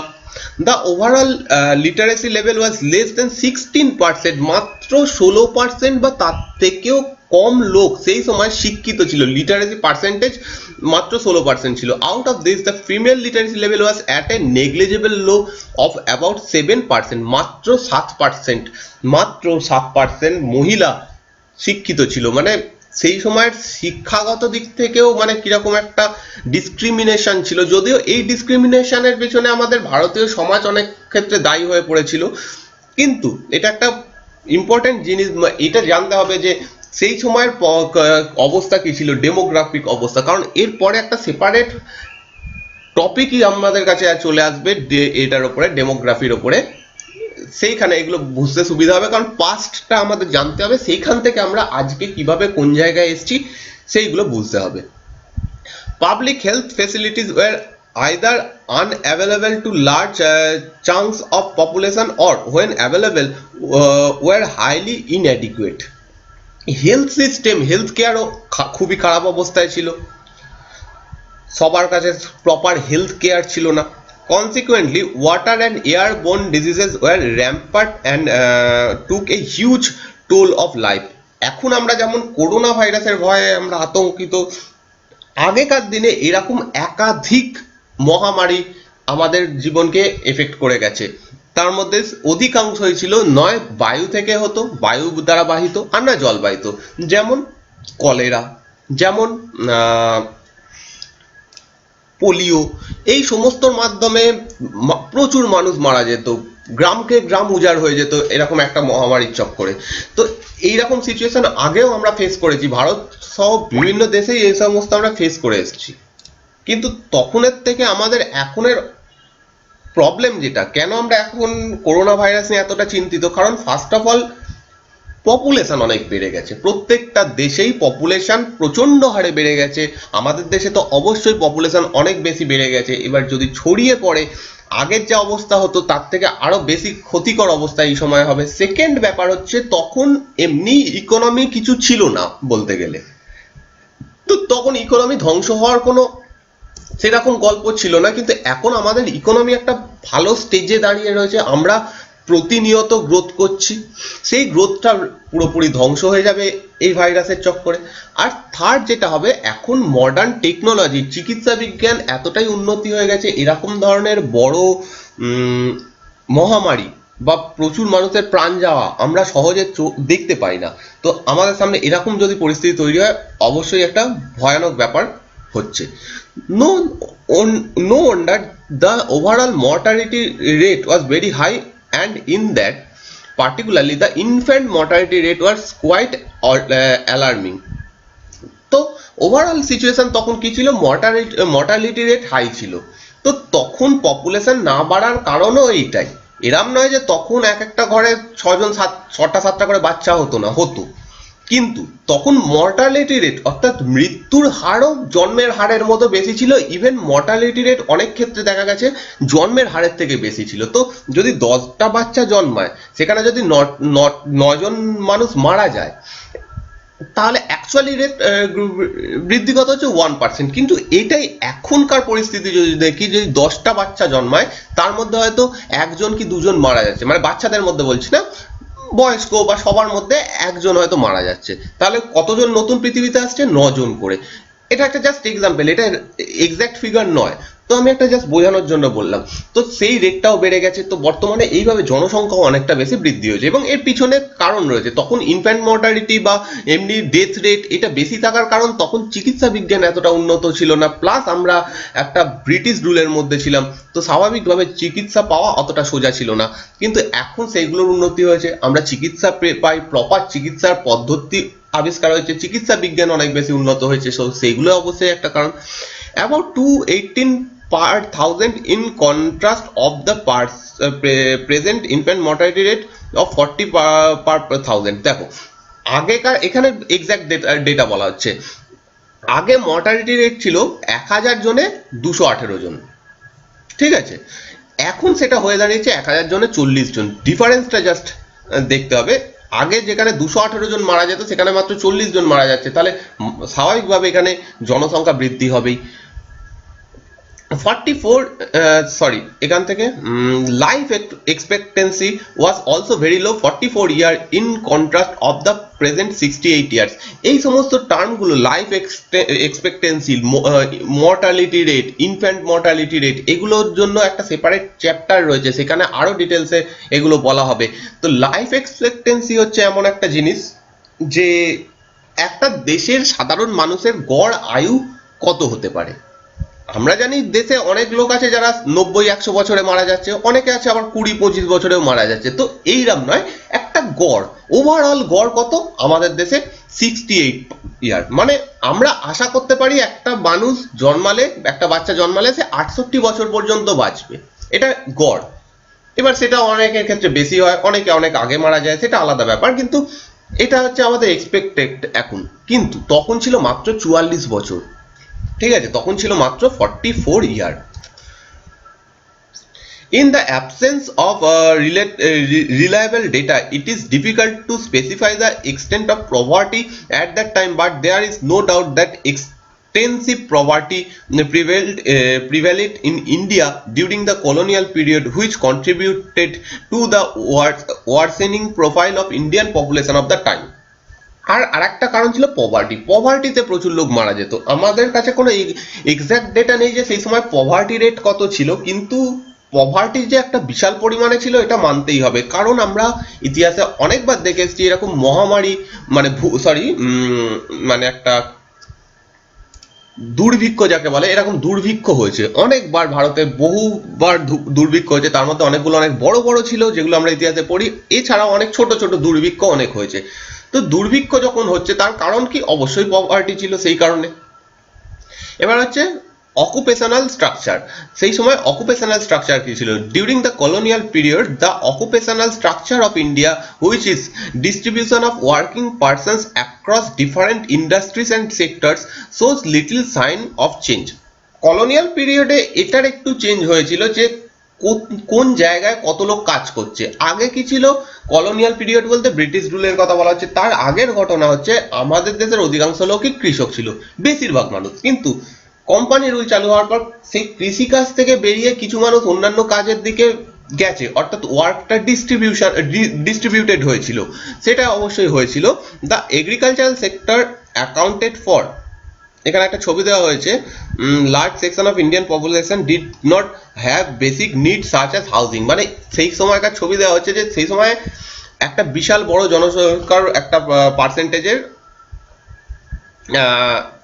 ছিল না, কোনো থাকার জায়গা ছিল না, ঘর ছিল না। যাই হোক, the agricultural sector accounted for telegraphs did, sorry, এরপরে অ্যাকাউন্টেড ফর এখানে আছে for the largest share of workforce, মানে আমাদের দেশের অধিকাংশ লোক যেটা কৃষিকাজে ছিল সেটাই বলা হচ্ছে, which usually reminded sorry reminded at a high of 70 to 75%, while the manufacturing and service sector around for only 10 and 15 to 20% respectively, অর্থাৎ 70 থেকে 75% মানুষ আমাদের দেশে কৃষিকাজ করত, 10% মানুষ সার্ভিস সেক্টরে ছিল, সরি ম্যানুফ্যাকচারিং সেক্টরে ছিল, আর 15 থেকে 20% মানুষ সার্ভিস সেক্টরে ছিল। ওকে, ব্রিটিশ রুলের আগের কথা বলা হচ্ছে। Another striking aspect was the growing regional variations ছিল, যেমন parts of the then Madras presidency comprising areas of the present day state of Tamil Nadu, Andhra Pradesh, Kerala and Karnataka. Bombay and Bengal witnessed a decline in the dependence of the workforce in agricultural sector with a commensurate increase in the manufacturing and service sector. তো Bombay Presidency, Madras Presidency এবং Kolkata Presidency, এই তিনটেতে প্রথম থেকেই ব্রিটিশরা রাজত্ব করেছে। তো এইখানকার মানুষের কাছে চাকরির সুযোগটা কিছুটা হলেও বেশি ছিল, কারণ এখানে বিভিন্ন সরকারি অফিস ছিল, তাতে মানুষ চাকরি করত, সরকারের কাজ বিভিন্ন ক্ষেত্রে তারা কাজ করত। তো এখানের মানুষের কাছে কৃষিকাজ আর অন্যান্য কাজের যে রেশিওটা, সেটা খুব সেটার মধ্যে একটা ডিফারেন্স দেখা যেত, কিন্তু অন্যান্য জায়গায় তো এরকম ডাইরেক্ট ব্রিটিশ শাসন ছিল না, যেখানে যেখানে ছিল না সেখানে সেখানে বেশিরভাগ মানুষ কৃষিকাজ করতো। However, there had been an increase in the share of workforce in agriculture during the same time in states such as Odisha, Rajasthan and Punjab. এই সমস্ত জায়গাগুলোতে ওড়িশা, রাজস্থান, পাঞ্জাব এইগুলো অনেক পরে ব্রিটিশ শাসনের আওতায় আসে, ডাইরেক্ট কন্ট্রোল অনেক পরে হয়। তো সেই সমস্ত জায়গাতে মানুষ বেশি কৃষিকাজ করতো, কারণ সেখানে চাকরির সুযোগ বেশি ছিল না। Next is infrastructure. Under the colonial regime, basic infrastructure such as railway, port, water transport, post and telegraphs did develop. তো ব্রিটিশ শাসনের পর যেটা ভালো হয়েছিল সেগুলোর ক্ষেত্রে অবশ্যই বলতে হবে, সেগুলো হচ্ছে এই সমস্ত জিনিসগুলো ডেভেলপ হয়েছিল। রেলপথ এই সময় স্থাপিত হয় ব্রিটিশ রুলে। ওয়াটার ট্রান্সপোর্ট আগে ছিল কিন্তু সেটার উন্নতি হয়, পোর্টের উন্নতি হয়। তারপর হচ্ছে টেলিগ্রাফ, এই সমস্ত জিনিসগুলো ব্রিটিশ রুলে শুরু হয়। However, the real motive behind this development was not to provide basic amenities to the people but to survive various colonial interest. তবে এটা মাথায় রাখতে হবে, এই সমস্ত জিনিসগুলো তৈরি কিন্তু ভারতের কথা ভেবে, ভারতের ডেভেলপ হবে বা ভারতের মানুষের সুবিধা হবে সেই জন্য করা হয়নি। ব্রিটিশরা তাদের শাসনের সুবিধার্থে এগুলো এখানে করেছিল। Roads constructed in India prior to the advent of the British rule were not fit for modern transport. তো ব্রিটিশ রুলের আগে যেরকম রাস্তাঘাট এখানে ছিল, সেই রাস্তা দিয়ে তার পরবর্তীকালে যেরকম যানবাহন বা গাড়ি ঘোড়া চালানো হতো সেটার জন্য ফিট ছিল না, তার জন্য রোডের ডেভেলপমেন্ট করতে হবে। The road that were build primarily serve the purpose of mobilising the army within India and drawing out raw materials from the countryside to the nearest railway station or the port to send this to far away England to or other lucrative foreign destination. তো রাস্তাঘাট তারা ব্রিটিশরা এসে তৈরি করে, কারণ সেই সময় যে আধুনিক যানবাহন ইত্যাদি চালানোর জন্য আরো ভালো রাস্তার দরকার ছিল, কিন্তু সেগুলোর কারণেও কিন্তু ভারতের মানুষের জন্য ছিল না। তার কারণ ছিল কি, আর্মি পৌঁছে দেওয়া, কোথাও যদি গন্ডগোল হয়, প্রথমের দিকে ব্রিটিশরা প্রচুর যুদ্ধ করেছে, তো সেই যুদ্ধের সময় আর্মি যাতে এক জায়গা থেকে সহজে অন্য জায়গায় পৌঁছে দেওয়া যায় সেইটার জন্য রাস্তা বানিয়েছে। প্লাস কাঁচা মাল বিভিন্ন দেশের বিভিন্ন প্রান্ত থেকে তুলে আনার জন্য এটা বানিয়েছে, যাতে সেই রাস্তার মাধ্যমে জিনিসগুলোকে নিয়ে কোনো কাছাকাছি পোর্ট বা কোথাও পাঠিয়ে দেওয়া যায়, যে যাতে সেইগুলো বিদেশে আবার রপ্তানি করে দেওয়া যায়। They are always reminded an acute storage of all weather roads to reach out to the rural areas during the rainy season. আমাদের দেশে তার আগে রাস্তা কেমন ছিল? বাঁধানো ছিল না নিশ্চয়ই, মাটির রাস্তা ছিল। বর্ষাকালে সেখান দিয়ে প্রপার ব্যবসা বাণিজ্য করা বা সেখান থেকে কাঁচামাল নিয়ে আসা সম্ভব ছিল না, তো তার জন্য রাস্তা বানাতে হবে, পাকা রাস্তা বানাতে হবে। Naturally therefore people mostly living in this area suffered grievously during natural calamities and famines. তো যখন এই সমস্ত ঘটনাগুলো ঘটতো, কোনো বন্যা, খরা বিশেষত বা এরকম কিছু হতো, তখন মানুষ সহজে সেখান থেকে অন্য জায়গায় যেতে পারতো না। তো অবশ্যই মানুষ সাফার করতো। তাদের কিছু সুবিধা অবশ্যই হয় এই সমস্ত রাস্তাগুলো তৈরি করার জন্য, কিন্তু মেন প্রপার কারণ এই রাস্তাগুলো তৈরি করার পিছনে ব্রিটিশদের স্বার্থই ছিল। The British introduced the railways in India in 1850 and it is considered as one of their most important contributions. তো ব্রিটিশরা 1950 সালে ভারতে রেলপথের রেলপথ তৈরি করে, এটা ইম্পর্টেন্ট।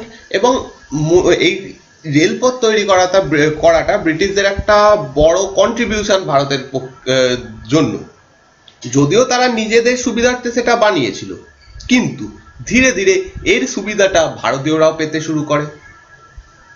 প্রাথমিক লক্ষ্য ছিল ব্রিটিশদের নিজেদের কাজ করে নেওয়া, কিন্তু পরবর্তীকালে আমরা জানি বিভিন্ন সময় এই রেলপথ স্বাধীনতা সংগ্রামে হোক, আমাদের বিভিন্ন ক্ষেত্রে রেলপথ অনেক সুবিধা করেছে। প্লাস স্বাধীনতার পরে যদি রেলপথ না থাকতো আমাদের দেশে অলরেডি, তাহলে সেটা নতুন করে বানাতে হতো ভারত সরকারকে, নতুন করে চারিদিকে লাইন পাততে হতো, তার যে খরচটা সেটা কিছুটা হলেও আগের গুলো দিয়ে মেকআপ হয়ে গেছে। তো এইটা একটা আমাদের অ্যাডভান্টেজে লেগেছিল বলা যেতে পারে, রাস্তাঘাট এগুলো কিছুটা অ্যাডভান্টেজে লেগেছিল বলা যেতে পারে। The railways affected the structure of the Indian economy in two different way. তো ইন্ডিয়ান ইকোনমিতে এই রেলপথ কি করেছিল, কি ফল দিয়েছিল, সেটা এখানে বলা হচ্ছে। On the one hand it enabled people to undertake long distance travel and thereby break geographical and cultural barriers. প্রথম যেটা অ্যাডভান্টেজ হয় সেটা হচ্ছে রেলপথের মাধ্যমে মানুষ এক জায়গা থেকে বহু দূর স্থানে যেতে পারতো। তার ফলে যে জিওগ্রাফিক্যাল ব্যারিয়ার, যে বাধাটা ছিল, সেটা কেটে যায়। এক জায়গার মানুষের কালচারের সঙ্গে আরেক জায়গার মানুষের কালচারের যোগাযোগ হয় এবং খুব দ্রুত সেগুলো ছড়িয়ে পড়তে থাকে। তো এর ফলে যেমন ইকোনমিতে এফেক্ট পড়েছিল, ইকোনমিরও বৃদ্ধি হবে, তেমনি ভাবে তখনকার সময় যদি দেখি স্বাধীনতা সংগ্রাম, তারও খবর বা তারও যে প্রসার সেটা অনেকটা বেড়ে গেছিল এই রেলপথ বা রাস্তাঘাট ইত্যাদির নির্মাণের জন্য, যদিও এখানে রেলপথের কথা বলা হচ্ছে। অন দ্য আদার হ্যান্ড, এবং সেকেন্ড কি হয়েছিল, ইট ফস্টার্ড commercialization of Indian agriculture which adversely affected the self-sufficiency of the village economies in India. আর সেকেন্ড যেটা হয়, ভারতে রেলপথ চালু হওয়ার আগের ঘটনা, তখন একটা গ্রামে যেটা জিনিস তৈরি হতো সেটা খুব বেশি হলে পাশাপাশি 4-5টা গ্রাম বা সেই আর তার থেকে আর একটু বেশি দূর অব্দি সেটা চলতো। অর্থাৎ কোথাও সেটা তৈরি হয়েছে, ম্যাক্সিমাম ওয়েস্ট বেঙ্গলে হয়তো তৈরি হয়েছে, আজকে ওয়েস্ট বেঙ্গল যেখানে অবস্থিত সেটা খুব বেশি হলে উড়িষ্যা অব্দি গিয়ে ব্যবসা করা যেত। কিন্তু এই সময় এসে ব্যবসা বাণিজ্য বা কৃষিজ পণ্য বিভিন্ন জায়গায় পৌঁছানোটা সহজ হয়ে যায়। সেই কারণে একটা পশ্চিম প্রান্তে জিনিস যেটা তৈরি হচ্ছে, অর্থাৎ গম, ধরা যাক গম তৈরি হচ্ছে, সেটা পূর্ব প্রান্তে বা দক্ষিণ প্রান্তের মানুষও ইউজ করতে পারছে, এইটা একটা অ্যাডভান্টেজ হয়। তো যে কৃষি একটা স্বল্প জায়গার মধ্যে সীমাবদ্ধ ছিল কৃষিজ পণ্য, সেইটা একটা ওয়াইড স্প্রেড করে, বিভিন্ন জায়গায় ছড়িয়ে পড়ে। The volume of India's export undoubtedly expanded, but its benefit rarely accrued in the to the Indian people. যদিও মানে ব্যবসা বাণিজ্য অবশ্যই অনেক বেশি পরিমাণে বৃদ্ধি পায় এটা বলা হচ্ছে, কিন্তু তার ফল কে পেত? ফল ইন্ডিয়ান মানুষরা পেত না, ব্রিটিশরা পেত। কিন্তু এখানে বলার কারণ হচ্ছে কি, এই রেলপথই পরবর্তীকালে বা সেই সময় থেকে আমাদের বিভিন্ন ভাবে হেল্প করেছে, এটা অবশ্যই ঠিক। The social benefits which the Indian people gained owning to the introduction of the railways were thus outweighed by the country's huge economic loss. তো ইকোনমিক লস যেটা ভারতে ছিল সেটা একটু হলেও কমেছিল।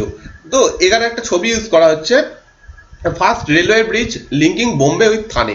বোম্বে থানের মধ্যে এইটা ফার্স্ট ব্রিজ, লিঙ্ক করা ব্রিজ, যেটার একটা ছবি, খুব রেয়ার ছবি। মানে এই ছবিগুলো অবশ্যই দেখতে ভালো লাগে, এবং এনসিআরটিতে এইটা খুব ভালো যে বিভিন্ন ছবির মাধ্যমে, কালারের মাধ্যমে ভালোভাবে এটা বোঝানো হয়। এনসিআরটি সেই জন্য সকলকে বলা হয়, কারণ এখান থেকে কোশ্চেনও আসে, অধিকাংশ কোশ্চেন। কারণ যে কোনো পরীক্ষা হোক, সেটা কোনো রাজ্যের পরীক্ষা হোক, আমাদের পিএসসির পরীক্ষা হোক, ডাব্লিউবিপিএসসি হোক, বা সেন্ট্রালের কোনো পরীক্ষা, সবাই একটা বইকে ফলো করে, সেটা হচ্ছে এনসিআরটি। এনসিআরটিতে যা থাকবে তার মধ্যে থেকেই আসবে। তো এনসিআরটি কেউ যদি ভালো করে পড়ে, সেটা একটা ক্লার্কশিপ পরীক্ষা থেকে ডাব্লিউবিসিএস মেন্স অবধি সমস্ত ক্ষেত্রে কাজে লাগবে। এবং সেকেন্ড ব্যাপার হচ্ছে, এনসিআরটির ভাষা খুব সোজা থাকে, খুব সহজে বোঝা যায়। তো সকলকে বলবো যে এনসিআরটি পড়ো, ক্লাস 9, 10, 11, 12 চারটে এনসিআরটি 4 বছরের বই পড়ো, যে কোনো সাবজেক্টে, প্রত্যেকটা সাবজেক্টে লাভ পাবে, অনেক বেশি লাভ পাবে। এবার পরে যেটা বলা আছে, along with the development of roads and railways the colonial dispensations also took measures for developing the inland trade and sea lines. তো এর ফলে এই সমস্ত কিছুর মাধ্যমে ইনল্যান্ড ওয়াটার বা ইনল্যান্ড রোড এগুলোরও পাশাপাশি উন্নতি হচ্ছে। However this measures were far from satisfactory, অর্থাৎ উন্নতি হচ্ছে, কিন্তু এরম নয় যে প্রচুর উন্নতি হচ্ছে, অল্প অল্প করে সেই সময়ের ভিত্তিতে হচ্ছিল। The inland waterways at times also provide uneconomical, as in the case of the coast canal on the Orissa coast. Through the canal was built at a huge cost to the government executor, yet it failed to complete with the railways. When soon traversed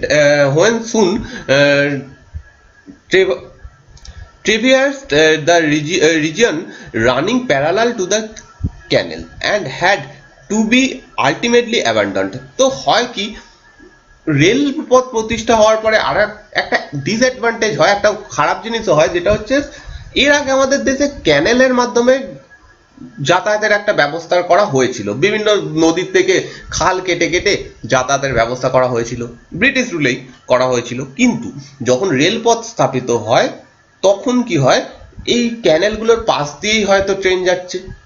তো এর ফলে এই ক্যানেলগুলো, যেগুলো এত খরচ করে তৈরি করা হয়, সেইগুলো আলটিমেটলি কোনো কাজে লাগে না। The introduction of the expensive system of electric telegraph in India similarly served the purpose of maintaining law and order. এবং টেলিগ্রাফের কারণও, ভারতে টেলিগ্রাফ চালু করার পিছনেও কারণ ছিল ল অর্ডার মেনটেন করা ব্রিটিশদের। The postal service on the other hand, despite serving a useful public purpose, remained all through inadequate. তো সেই সময় পোস্টাল সিস্টেমও ছিল, এবং এইগুলো সুবিধা সাধারণ মানুষও পেত।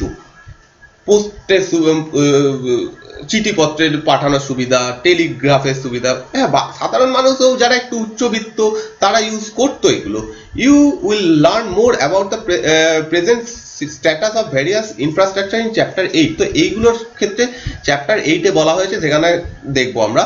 টাটা এয়ারলাইন, এখানে একটা প্লেনের ছবি যেটা দেওয়া হয়েছে, tata airlines A division of tata and sons was established in 1932, inaugurating the aviation sector in India. তো এই পয়েন্টটা ইম্পর্টেন্ট, যদিও হয়তো পরে বলা হবে, মানে এই চ্যাপ্টারেই বলা হবে, কিন্তু এটা ইম্পর্টেন্ট। যে টাটা এয়ারলাইন প্রথমবার চালু হয় কবে? 1932 খ্রিস্টাব্দে। ওকে, এরপরে কনক্লুশন, এই চ্যাপ্টারের শেষ, এখানে রয়েছে conclusion. By the time India won its independence, the impact of 2 century long British colonial rule was already showing on all aspect of the Indian economy। তো যখন ভারত ফাইনালি স্বাধীনতা পেতে পাওয়ার একটা রাস্তায় পৌঁছয়, সেখানে ব্রিটিশ ইকোনমির একটা ব্যাপক প্রভাব সেই সময় ছিল, কারণ 200 বছর ধরে ব্রিটিশরা শাসন করছে, তাদের প্রভাব অবশ্যই ছিল। The agricultural sector was already saddled with surplus labour and extremely low productivity. British রুলের ক্ষেত্রে যে ফলে যেটা হয়েছিল, এগ্রিকালচারাল সেক্টরে প্রচুর মানুষ ভিড় করে ফেলে, কারণ অন্যান্য যে সুযোগগুলো ছিল সেগুলো অলরেডি ব্রিটিশরা বন্ধ করে দেয়। তো সবাই মিলে চেষ্টা করে কৃষিকাজ কিভাবে করবে, কৃষিকাজ করে কিভাবে জীবন ধারণ করবে। তো কৃষির ক্ষেত্রে প্রচুর মানুষ ছিল, কিন্তু জমিতে চাষের ফলে যে উৎপন্ন ফসল সেটার পরিমাণ বেশি ছিল না, এরকম একটা কন্ডিশন ছিল। The industrial sector was trying for modernisation, diversification, capability building and increase public investment। যে ইন্ডাস্ট্রিয়াল সেক্টরগুলো ভারতে ছিল সেইগুলোর অবস্থাও সেরকমই ছিল, তার মধ্যে ইনফ্রাস্ট্রাকচার ঠিকঠাক ছিল না, তাদের মডার্নাইজেশনের ব্যাপার ছিল না, সেইগুলোর জন্য তারা চেষ্টা করছে, তাদেরও মানে এই অবস্থায় ব্রিটিশরা আমাদের ছেড়ে যাচ্ছে, এটা বলা হচ্ছে এখানে। Foreign trade was oriented to the feed the industrial revolution in Britain. Trade কি করতে হতো? ট্রেড একমাত্র ব্রিটেনের সঙ্গে হতো, বা ব্রিটেনের থেকে ব্রিটেনে যে জিনিস তৈরি হতো সেগুলো এখানে আনার কাজ হতো, অর্থাৎ ভারতীয়দের কোনো ট্রেডের ব্যাপারে কিছু নেই। Infrastructure facilities including the famed railway network needed upgradation, expansion and public orientation। Railway system তারা ছেড়ে যাচ্ছে এখানে, কিন্তু সেটারও আপগ্রেডেশন দরকার। মানে প্রত্যেকটা ক্ষেত্রে ভারতের অবস্থা এমনভাবে রেখে ব্রিটিশরা যাচ্ছে, সেই অবস্থাতে ভারতের কাছে কোনো একটা পজিটিভ জিনিস নেই যে যেটার উপর বেস্ট করে ইন্ডিয়ান ইকোনমি সঙ্গে সঙ্গে গ্রোথ করবে। তাই জন্য আমাদের দেশের ইকোনমি স্বাধীনতার পরেও অনেকটা টাইম লেগেছে গ্রোথ করতে। যাই হোক, তারপরে prevalence of rampant poverty and unemployment required welfare organization of public economic policy। তো এই সমস্তগুলো ছিল, পভার্টি ছিল, আনএমপ্লয়মেন্ট ছিল, কৃষিক্ষেত্রের বাজে অবস্থা ছিল, শিল্পক্ষেত্রের বাজে অবস্থা ছিল, তারপরে ব্যবসা বাণিজ্যের বাজে অবস্থা ছিল, সমস্ত ক্ষেত্রে বাজে একটা অবস্থা ভারতের ছিল। সেই অবস্থায় আমরা স্বাধীনতা পাচ্ছি। In a nutshell the social and economic challenges before the country was enormous. তো অবশ্যই স্বাধীনতার পরে আমাদের দেশের যারা নেতা ছিল বা আমাদের দেশের যে সরকার ছিল, তাদের কাছে একটা বিশাল বড় চ্যালেঞ্জ ছিল সেই অবস্থা থেকে ভারতকে আবার পুনরায় একটা ভালো ইকোনমিতে পৌঁছে দেওয়ার জন্য। তো এই চ্যাপ্টার এখানেই শেষ হচ্ছে। এর পরের দিনের যে চ্যাপ্টার রয়েছে সেটা আমি দেখিয়ে দিচ্ছি কি আছে। পরের দিন হবে চ্যাপ্টার নাম্বার 2, ইন্ডিয়ান ইকোনমি 1950 থেকে 1990। 1950 সাল থেকে, অর্থাৎ স্বাধীনতার জাস্ট পর থেকে 1990 সাল অবধি ভারতের ইকোনমি কি অবস্থা হয়েছিল সেইটা জানবো আমরা পরের দিনের চ্যাপ্টারে, এবং এটা খুব ইম্পর্টেন্ট জিনিস। এখান থেকে অনেক প্রচুর কোশ্চেন আমরা পাই। তো সেই চ্যাপ্টারটা আমরা পরের দিন দেখবো। এই চ্যাপ্টারটা যদি ভালো লাগে থাকে অবশ্যই লাইক করো, এবং যদি মনে করো যে আমার এই ডিসিশন ঠিক, তাহলে তোমরা লাইক করো বা কমেন্ট করো যে ঠিক কিনা। যদি তোমরা মনে করো এনসিআরটি না করে আবার পুনরায় এতেই ফিরে যাব রমেশ সিং এ, তাহলে সেটাও করতে পারি, তোমরা যেটা বলবে। আমার মনে হয় যে এনসিআরটিটা আগে পড়া দরকার, কারণ রমেশ সিং পড়তে গেলে ইকোনমিক্সের বেস দরকার, বুঝতে হবে ইকোনমিক্স কি। ওখানে জাস্ট চ্যাপ্টার ওয়াইজ হ্যাপাজার্ডলি দেওয়া রয়েছে, যেখানে অবশ্যই ভালো বই, ওটা ভালোভাবে লেখা রয়েছে, ভালোভাবে বোঝানো রয়েছে, কিন্তু সেইটা বোঝাবার মতো একটা কন্ডিশনে যেতে গেলে আমাদের এনসিআরটি পড়ে যেতে হবে, বা অন্য কোনো সহজ ব্যাপার যেটা বেসিক লেভেল থেকে শুরু করে অ্যাডভান্স লেভেল অবধি রয়েছে সেই জিনিস পড়তে হবে। এনসিআরটি সেই কাজটাই করছে, 11 থেকে বেসিক শুরু করেছে, 12-এ গিয়ে দুটো ইকোনমিক্সের বই রয়েছে যেখানে অ্যাডভান্স লেভেলে সব কিছু করানো হয়, এবং এই 3টে বই করলে পরীক্ষায় ইকোনমিক্সের থেকে এর থেকে বাইরের কোশ্চেন আসবে না, এটুকু শিওর। তো যদি মনে করো এটা কন্টিনিউ করবো, তো তাহলে অবশ্যই এটা পরের দিন কন্টিনিউ করবো। আর যদি তোমরা মনে করো যে না রমেশ সিং কন্টিনিউ করবো, তাহলে সেটাও করতে পারি। তো অবশ্যই কমেন্ট করো। Thank you for watching.